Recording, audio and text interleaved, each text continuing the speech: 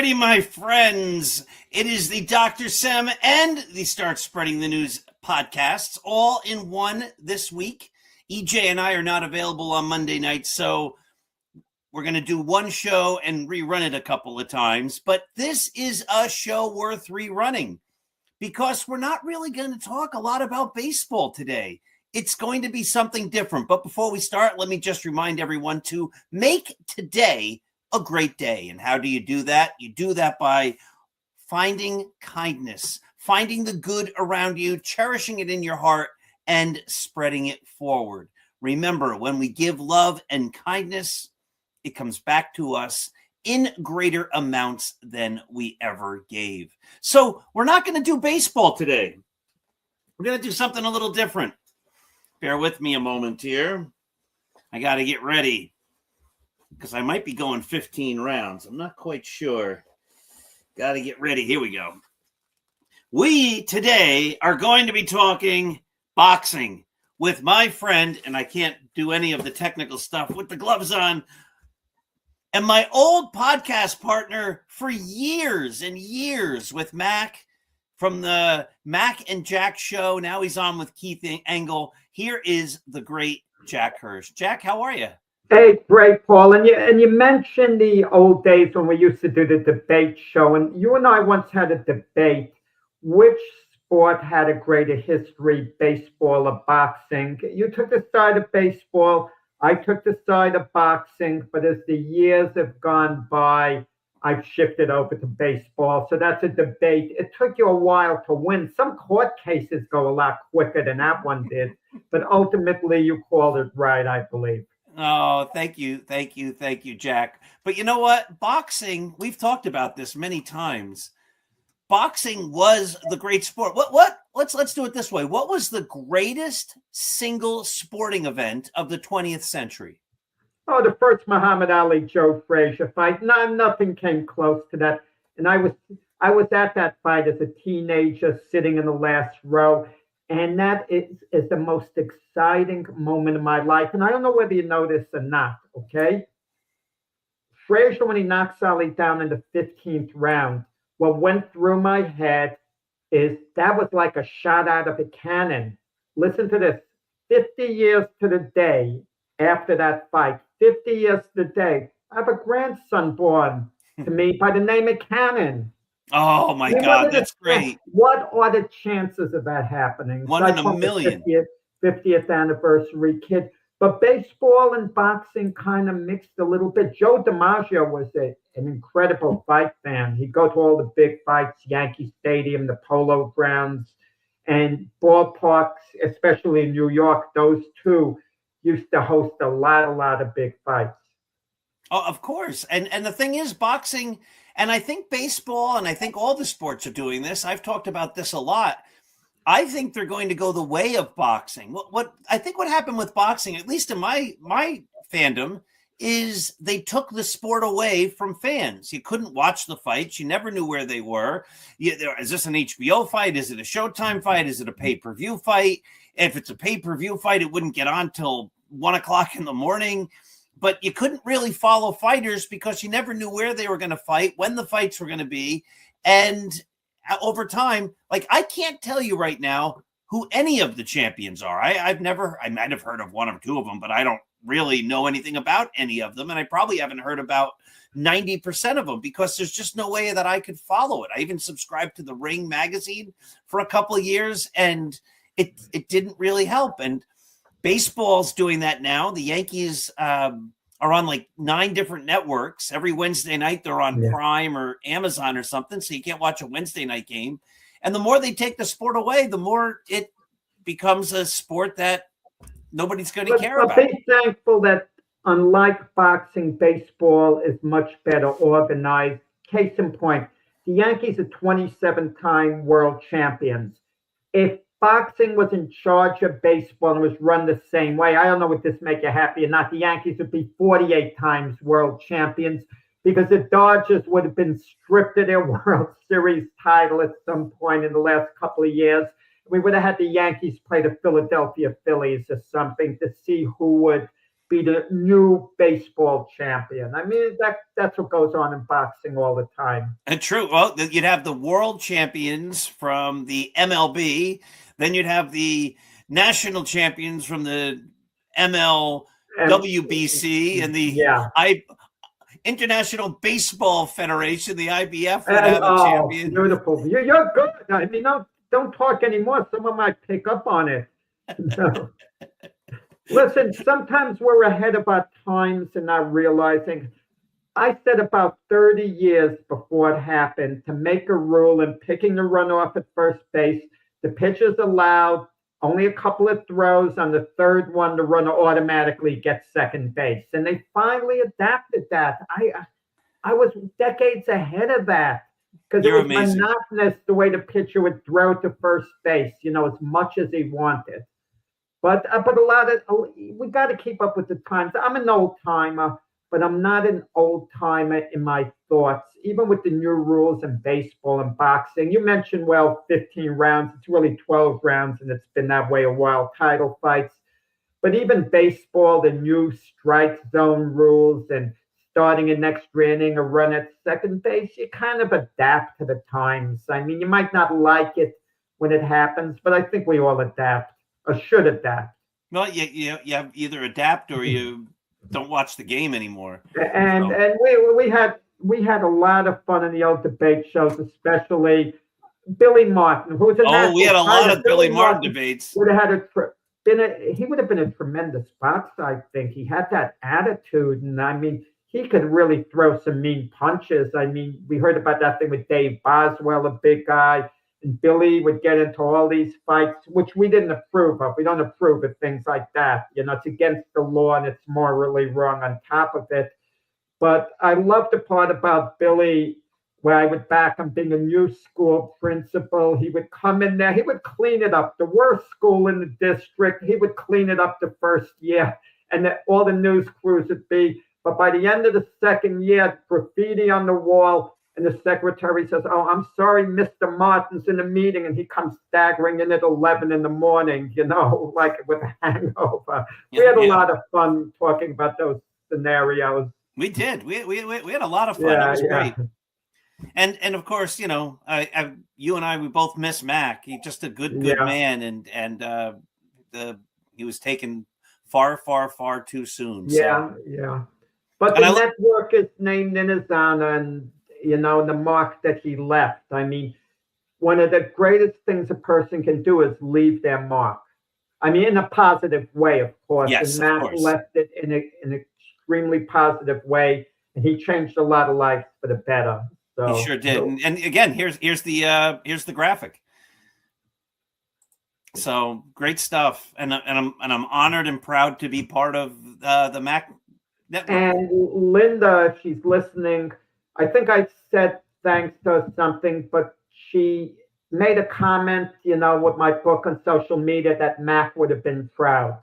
So that's really appreciated. And Mac was very proud of the books, especially the Roy White book. So, yeah, good, man. We had that one game, that football game. We all had a chance to get together and go to the Jets-Giants preseason game many years ago at this point. But, those are still great memories. Neither team is still good since that time.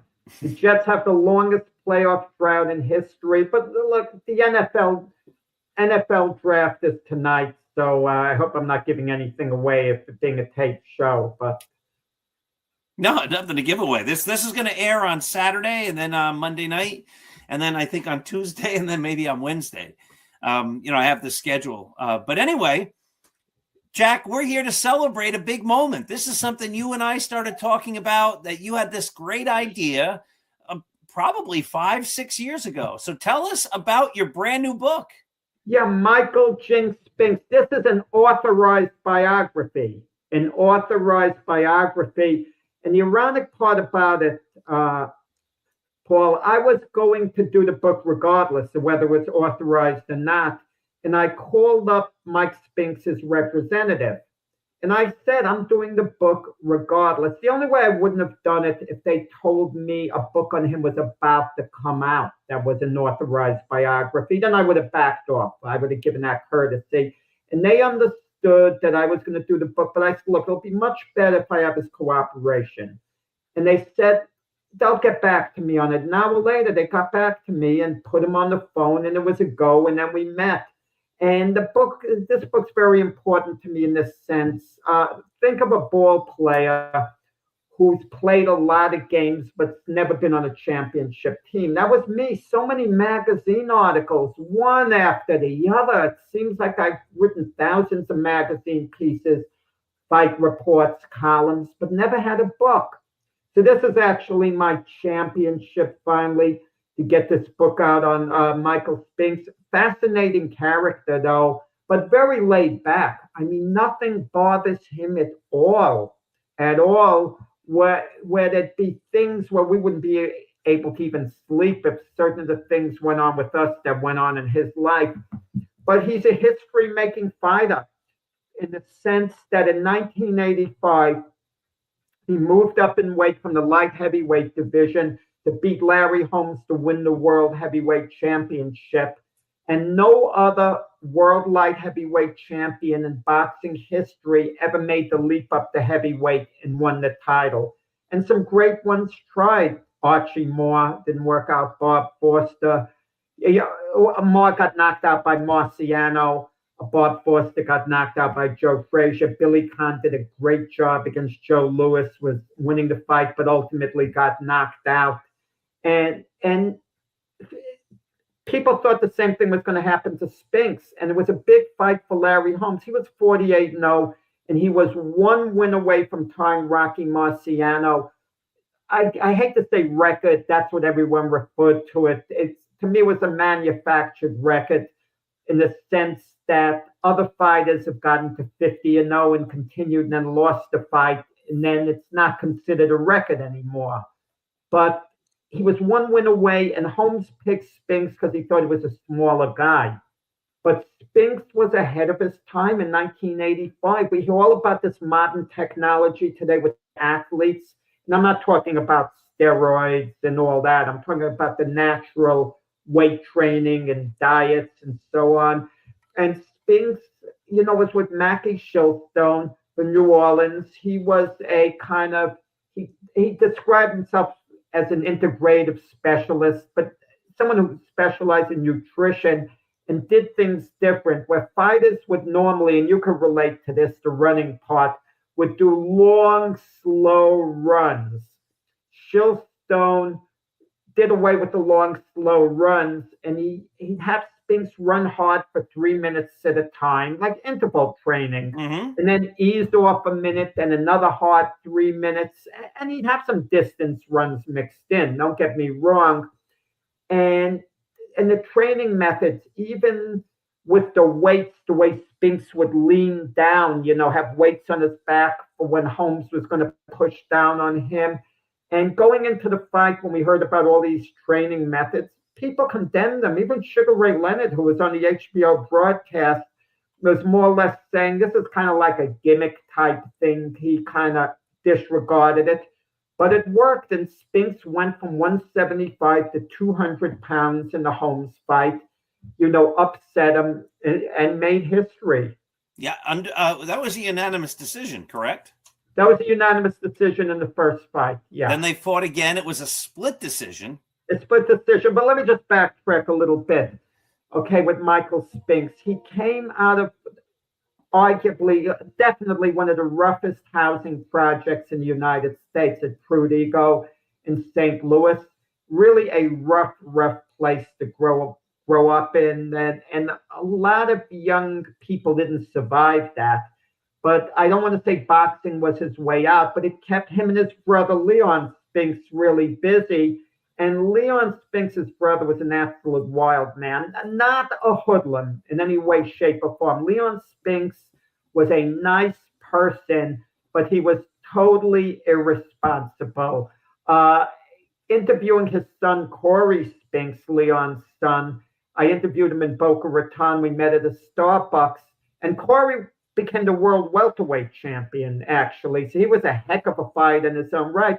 He said his dad would go out to get milk and not come back for 2-3 days. Now, you and I can't tolerate that type of behavior, but he would just go on his binges. I mean, he never hurt anyone, Leon, so he had a good heart, but totally irresponsible. And Michael was always responsible. That's one thing about him. And someone who did a review of my book said, if you were a parent, you wouldn't want Leon babysitting for your kids, but you'd be good with Michael babysitting. Oh, that's nice. Responsible. Yeah. That's awesome. No, as I think about this, the Klitschko brothers were both heavyweight champions. Leon and Michael Spinks were both heavyweight champions. Were there any other brothers that you know of that were heavyweight champions? No, those that's the only pair. That's the only two.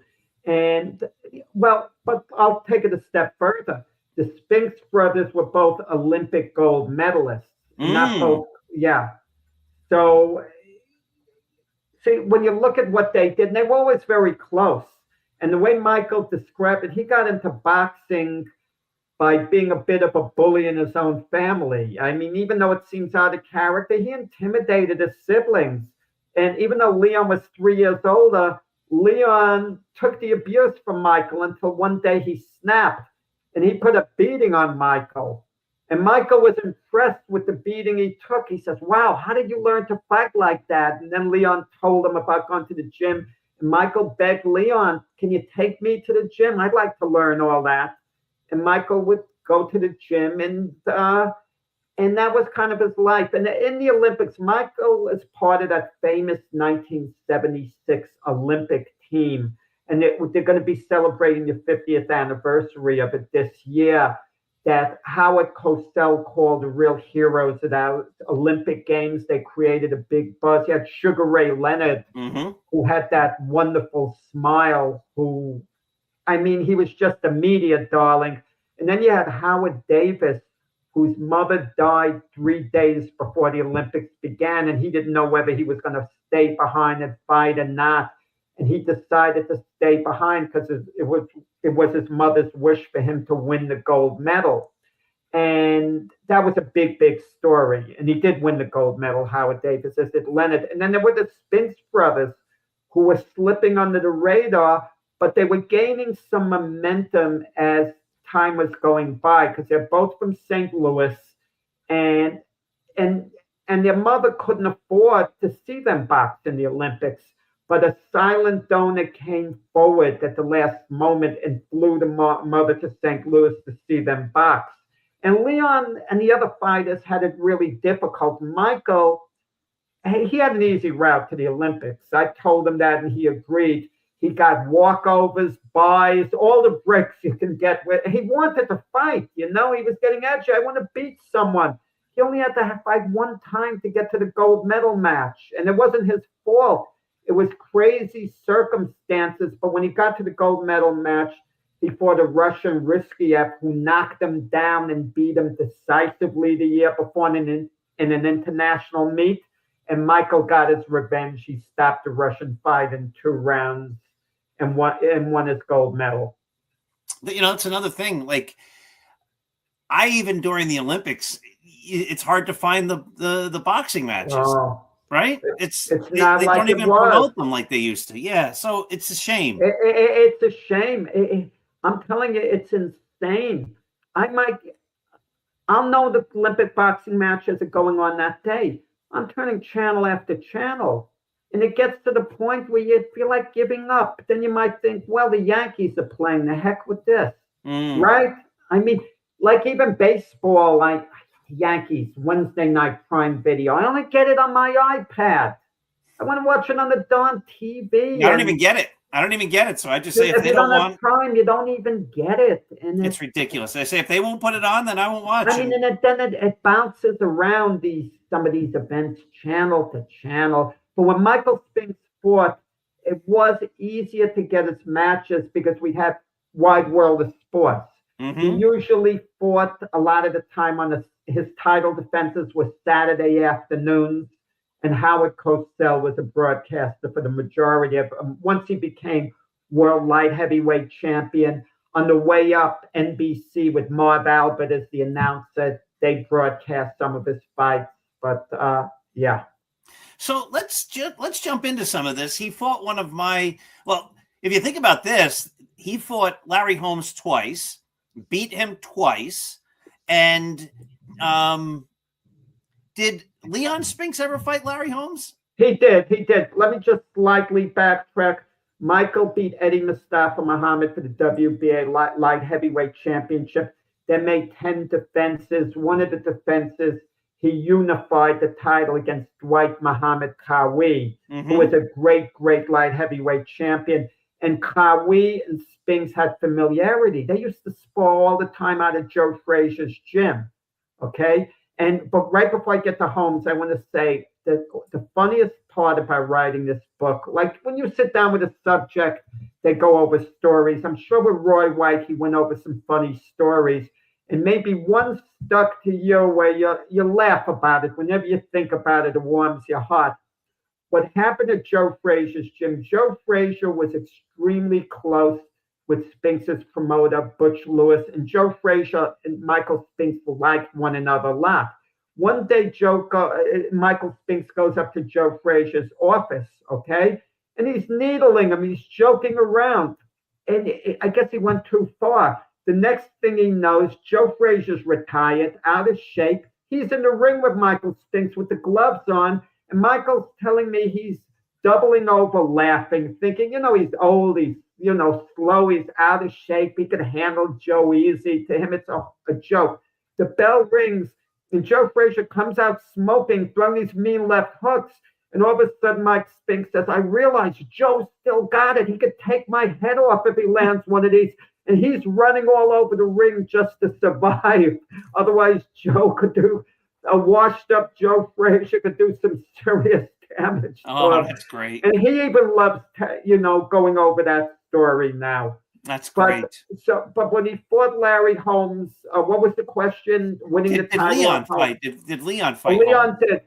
Leon, he had abused his body a lot. He didn't take care of himself the way Michael did. But for the Larry Holmes fight, it was in Detroit where Leon relocated. Leon got in good shape, but Larry Holmes was miles ahead of Leon. He would have beaten Leon no matter what shape Leon was in at any point. And Leon got stopped in the third round. And Michael says, I don't know if this is accurate or not, that he threw the towel in himself. And it was always a thing with him. He kind of wanted to get back at Larry Holmes. He said it was never personal. He never disliked Larry Holmes, but he kind of wanted to get a little payback for what Larry did to his brother, even though it wasn't personal. That's how it is at times, with family. They kind of want a little payback. It sounds worse than it actually is, the words. No, it sounds normal, right? Yeah. And he got it. He beat Larry Holmes in that first fight. And the majority of people feel the decision was absolutely just. It was valid. It was a close fight. But the drama was building up. That was a 15-round fight as the fight went along. As the rounds went along, and the realization was setting in that Larry Holmes could actually lose the title. And when Spinks won the title from Holmes, the focus afterwards wasn't on Michael Spinks. It was actually on Larry Holmes, what went on at the press conference. He was upset, obviously. He didn't expect to lose to Michael Spinks. But as Larry Holmes is talking to the media, he notices Rocky Marciano's brother standing all the way in the back of the room, like smiling. And Larry said a few unfortunate things that he regretted. Like, the famous line, Rocky Marciano couldn't carry my jockstrap and all. But the good thing is, eventually, he and the Marciano family, they made peace. And when a statue of Rocky was unveiled in Brockton, Massachusetts in 2012, who should be together joking around? Larry Holmes came to it, and he and Rocky's brother were joking around with one another like they were the best of friends. Nice. So well, you know what? Yeah. I like that. I like when people make up. We listen, Jack. Everybody says things they regret. They in the moment or whatever. And the beautiful thing is there were no hard feelings, and they made it better, and they patched it up, and that's a great story. Yeah, but the second fight was controversial. Most people think Larry Holmes deserved the decision. And a point I made to Michael Spinks very clear, this isn't going to be a fan book. Mm-hmm. Yeah, I'm going to take you to places that you're going to feel really, really uncomfortable with. I'll respect your privacy to a point, and I'll respect your rare requests if you don't want me to talk to a person now and then. I'm going to do my best to respect your wishes. You know how it is. You're doing a book on someone. If it's their biography, you have to respect their wishes, but to a point. To a point, they have to respect you as a writer and you having editorial control. So it's kind of like a balancing act. And I would make him feel uncomfortable at times, but he had certain requests that I not talk to a couple of people, and I left it alone. Mm-hmm. You know, I left that alone. But I could tell you something that happened that was kind of funny in a way. He wound up marrying the person who he's been with her since the 1980s, who's his agent, more or less. They've known one another all these years on and off, but they're very, very close. And he's in her apartment, and she's the one that arranged, you know, the finishing touches on me being his biographer. And I'm asking about the other women in his life. And she's aware of what's going on with him. He was so nervous. And I'm not asking specific names, timelines, what went on. And he is bobbing and weaving. But at the end of the time, at the end when we were done, and I was there about 3 hours, he's walking me to the door to say goodbye. And he's giving me a look like this. All of a sudden, he smiles like this. He's giving me one of these, you know the way these things are, Jack. I mean, I do, but I don't. I mean, I've been ethical the whole time myself. And I took him to a place he was kind of a little nervous about. But the Larry Holmes rematch was controversial, but Larry Holmes got off to a big lead in that fight. And I had Holmes up a couple of points at the end. But Michael Spinks scratched and clawed his way into the fight and put himself in position to get a decision. And being a sports guy, especially baseball, you got to close teams out. You got to close someone out at the end. We've seen teams winning all game, and somehow another team gets within range, where they could actually beat them. And that's what happened with Michael getting the decision over Larry in the rematch. And that would happen sort of with the Sugar Ray fight with Hagler. Ray Leonard deserved that decision in that fight, I feel. But a lot of people feel Hagler won. But it's interesting relationships. So for years, Larry Holmes, he would harbor bad feelings, not getting the decision in rematch. And he and Michael weren't exactly the friendliest. And Michael was leery of him, but Holmes actually let go finally. Finally, he let go. It was a lot of years of bad feelings. He invited Michael to come to his golf tournament.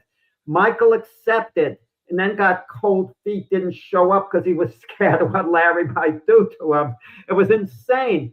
But then they've gotten kind of reunited in a way, and I write but there might be a little hard feelings, even though I'm told Larry doesn't have any ill feelings at all. Michael likes Larry a lot now, believe it or not, but he still thinks Larry might feel a certain way. So I said, you can invite them to dinner. They'll break bread together. Just they'll be at the same table, but just don't put them next to one another. Let one person be beside, and they'll get along great. Probably laughing and joking, and that's good stuff. So after he beats Larry Holmes the second time, he fights a guy I never heard of, Stephen Tank. That was a free pass.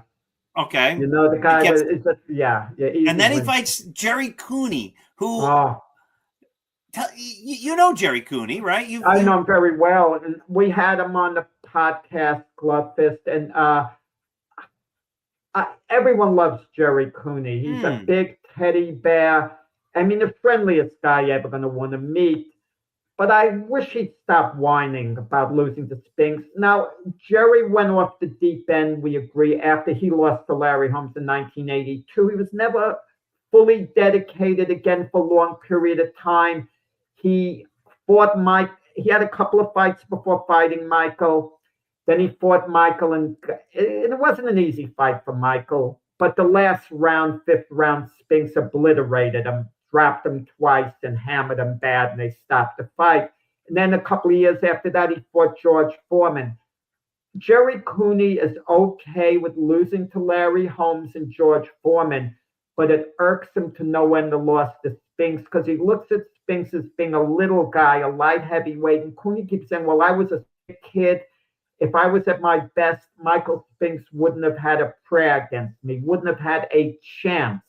And he goes on and on about it. And I said on Glove Fist, but okay, but if that's the case, the you that beat Kenny Norton and Ron Lyle and Jimmy Young, isn't that the same situation that then you shouldn't be given any credit if you're not going to give Michael credit. What do you say to that? I mean, Jerry doesn't dislike Michael. He says Michael's all right. He doesn't dislike him, but it irks him no end the way he lost to Michael Spinks. And I thought Cooney was the guy, as I read in the book, who'd least likely talk to me for the book. But he volunteered everything. And there was one of Michael's opponents, I'm sure you never heard of, David Sears, who Michael knocked out in 3 rounds and defended the light heavyweight championship against. I really appreciated David Sears talking to me and giving me his input. And you want to know why I appreciated it? Because he didn't want to talk to me. He did not want to talk to me. It wasn't me personally. He didn't want to relive his dream ending at the hands of Michael Spinks. But he talked very well of Michael Spinks. He talked very professionally, and it was appreciated. It was appreciated. Yeah. What about a Jerry Cooney book in your future? Let me just say David Sears. He was a protege of Burt Young, a Rocky fame, by the way. Oh, yeah, really? Yeah, and they had, before the fight, they had the segment of him training with Burt Young with the bricks and the whole thing, and, it was kind of cool. That's awesome. So what about a Jerry Cooney book in your future? No, I don't know. Cooney, I heard, came out with some type of book. Jerry likes to talk about being sober the last 37 years, having a wonderful family, wonderful friends and everything. And that's great. That's more important than anything else. But let's be honest about it. People would rather read about the sports exploits. I know I'm not going in the wrong place than read about someone just being, getting their life together. If you could combine it all in a book, that's the best of both worlds. Mm-hmm. And it's much more important to be a good person and a great sports person. We get that. That's undisputed. But they'd want to hear about Jerry's fights and this and that. But Jerry likes to talk about being much better off than the other guys. And listen, it's rough with fighters. There were certain fighters I tried to get in touch with, and I couldn't. One of them, his main rival, Dwight Muhammad Qawi, passed away, but I didn't know he had dementia at the time when he was alive. I'm calling all over the place. I'm getting this lead, that lead. Finally, when I thought I found him, and I think I did, because they said, well, we can't release his number. We can't give you any information. Then there was another well-known opponent, and I kept after him. Finally, his wife called, and she was very nice and kind and explained he had dementia, and she doesn't think he will recall this or recall that. And I didn't mention that in the book, anything about it with dementia. Right. That's their privacy and everything. But I understood. And then you have opponents who, you have like Yaki Lopez. I spoke to him last year, age 73 last year. No opponent took more punishment. Of all of Michael Spinks' opponents, Yaki Lopez far and away took the most punishment.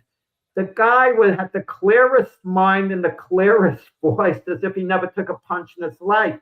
That kind of went against the grain, like he's remembering things from 5 minutes ago, 40 years ago, whatever. And he sounded, fantastic. Nice. But yeah. But the punches do have an effect. No doubt. And they happen on Michael. I'm not going to play an apologist.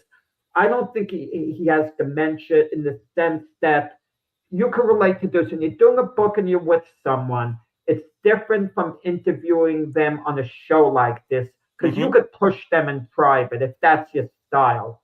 And I pushed Michael, pushed him. Come on, Michael, you got to give me more. That's not enough. I don't want to hear one sentence. Talk to me. I was like a trainer, pushing him, pushing him. And finally, I get him to talk more. And he's a quiet guy by nature. Nothing bothers him at all. But the Cooney fight, he did a great job beating Cooney. And then I'm sure you want to get on to Iron Mike Tyson. Well, yeah, it's interesting. I don't think anybody knows. Like people, a lot of people have heard about Michael Spinks. Obviously, he was a heavyweight champion. But he fights Mike Tyson. He goes into that fight 31-0. Tyson knocks him out in the first round. But we've talked about Larry Holmes. You talk about Joe Frazier. You talk about Muhammad Ali. You talk about George Foreman. You talk about Jerry Cooney. These guys, they keep fighting and fighting. So he probably could have kept going. How come he stopped? He lost one fight, and then that was it. Why does his career end right there? This is insane. That's what makes Michael Spinks unique. When he was fighting, one of his goals was, I know it's crazy, I'm going to keep fighting till I lose a fight. Then I'm going to retire. I mean, most of the time it's the opposite way. They talk about retiring unbeaten or whatever. He could have been talked into coming back. Okay, but when he lost to Tyson, it was such a burden to get that fight to be made.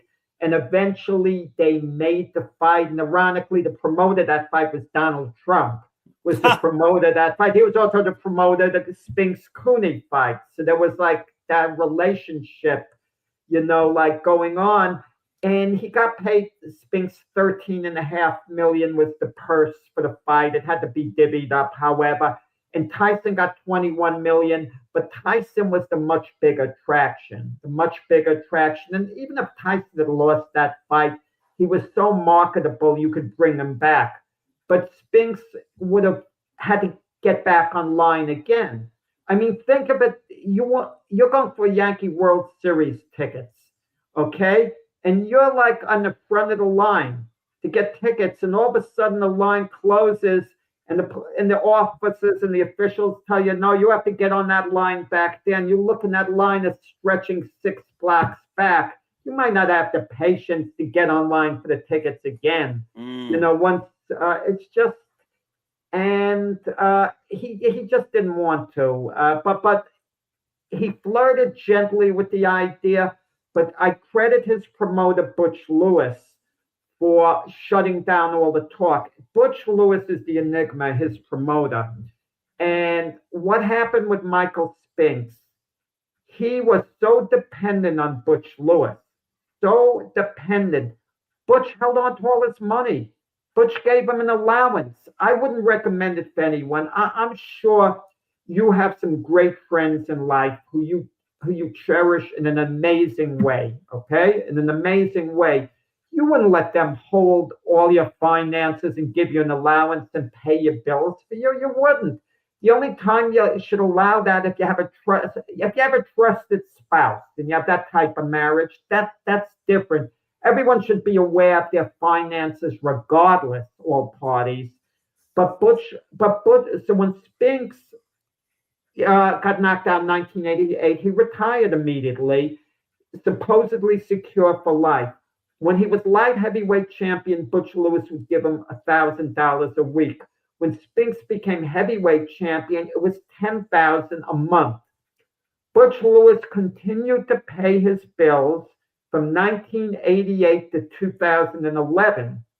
And you give him the money, pay everything, but then Butch Lewis dies in 2011. He's been sick a while, and all of a sudden, Michael Spinks becomes destitute.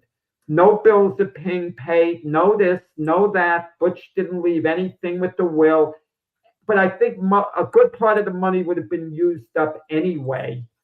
But because Butch was living an extravagant lifestyle, he was close friends with Denzel Washington, Robert Johnson, the head of BET Network, who owned the Charlotte Hornets, who sold it to Michael Jordan. And Michael became destitute. he had to borrow money for a while.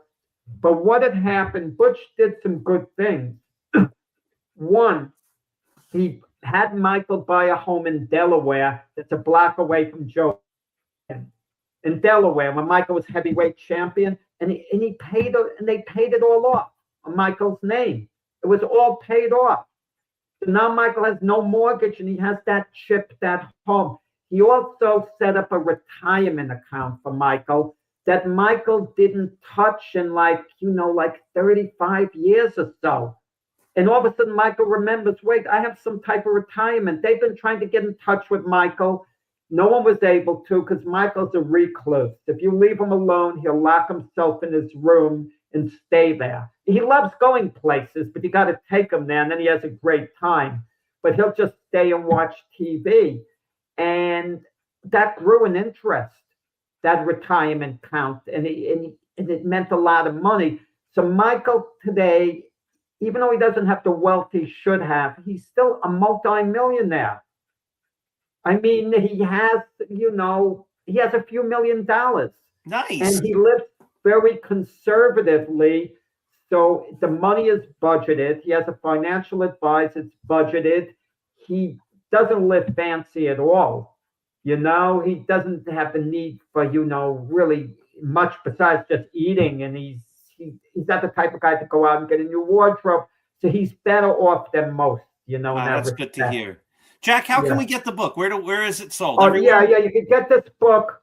Go online to Amazon website, Barnes & Noble website, the Target or the Walmart website. There's several other websites besides those for Michael Spinks. Yeah. I'm going to get myself a copy. Jack, this was great. I loved chatting with you. I loved hanging out with you. And we've got to do this more often. It's a lot of fun. And Yankees, are they going to the World Series in that? I'm not a believer in Aaron Boone, so I know they've won. You and Keith Engel. We're going to have you on our show on Keith and I, May 4th. If you could make May 4th that show. We're going to talk about your book right here. Let me give it a plug. The Yankees by the Numbers, and I told you about that movie. You got to watch the scene again for love of game in the bar when the guy starts reciting the Yankee numbers. It's good stuff. This book's going to help me because I've never been a big numbers person, remembering numbers, but I'm going to kind of become really attuned with all these numbers. Yeah. Nice. You're going to be reading my book while I'm reading your book, Jack. Yeah. Thank you so much for joining me. And my dear friends who watch, thank you for watching. Jack and I have to get together again. As you talk, Jack, it brought back years of memories of hanging out with you on Saturday mornings, just like this. And of course, with Mac, it was so great. Thank you, Jack. Thank you to everybody for watching. This has been the Dr. Sem Yankee Show and the Start Spreading the News podcast. And we'll see you next.